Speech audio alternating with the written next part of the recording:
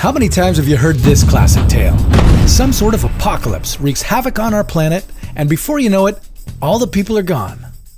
Except for this guy, the last man on Earth. He somehow manages to run into the last woman on Earth. They decide that it's up to them to save the human race, so they start making babies. And soon enough, the Earth is repopulated, and everyone lives happily ever after. But is that even possible? What kind of awkward problems would be involved?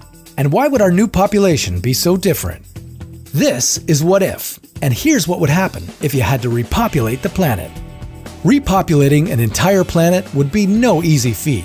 In this scenario, assuming the two remaining people are actually fertile, the first generation of this new population would all be brothers and sisters, and the second would be cousins. If the world's new population is just a product of inbreeding, does it even stand a chance? So, our last couple on Earth has as many babies as they possibly can. That's fine, but we can't stop there. I mean, that's nice for a family picnic, but we're trying to repopulate the world here. Taking the next step means that all their kids now have to have babies with each other. In order to understand just how deadly that is, let's have a little lesson in genetics. We all have 2 copies of every gene, one from each parent. Some of these copies can be bad genes that carry genetic disorders. Carrying these variants on their own isn't a problem, as long as we only have 1 copy. In fact, most people watching right now are carrying 1 or 2 genetic variants that could be deadly.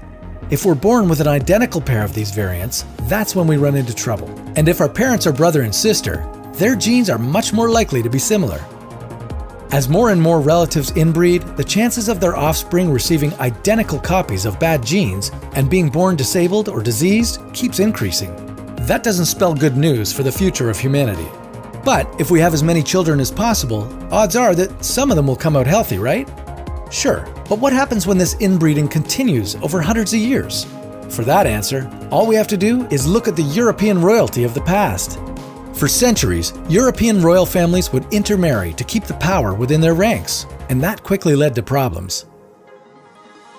The biggest victim of this was Charles II of Spain, who, after generations of interbreeding, had less genetic diversity than he would have if his parents had been siblings. As a result, he was born with a slew of physical and mental disabilities. He couldn't walk until he was 8 years old. And his impotence led to the end of the very dynasty his ancestors were trying to preserve. Alright, so we get it.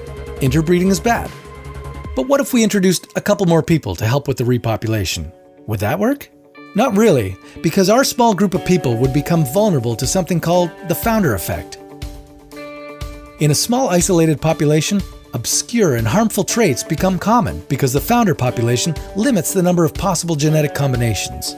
Even if they survive all the other fun that a post-apocalyptic world has to offer, odds are that the founding members' genes would eventually combine to pass down some sort of deadly condition to their children. And with medical care being a thing of the past, the new humanity would probably only last a couple of generations. But hey, don't give up hope yet, because history shows that several small groups of survivors have managed to grow and beat the odds of genetics. Maybe it would be possible to recover from the apocalypse. What would our new society look like? Maybe our entire planet would speak the same language, or have the same government. But that's a topic for another What If.